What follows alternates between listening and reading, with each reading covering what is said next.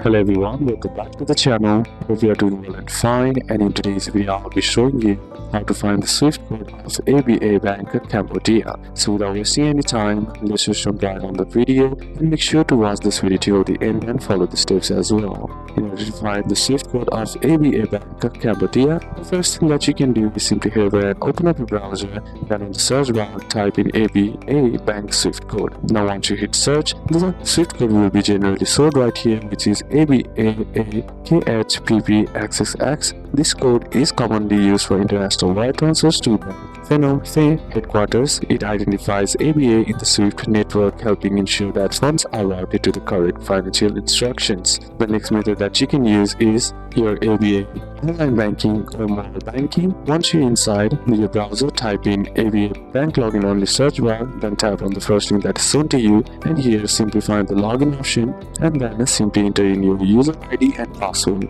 Then once logged into your account, all you gotta do is simply look for the option that says international transfers, and they will list the SWIFT code right there. You can also check your bank statement or international transfer form, as some statements or forms show the SWIFT OBIC code for a specific amount.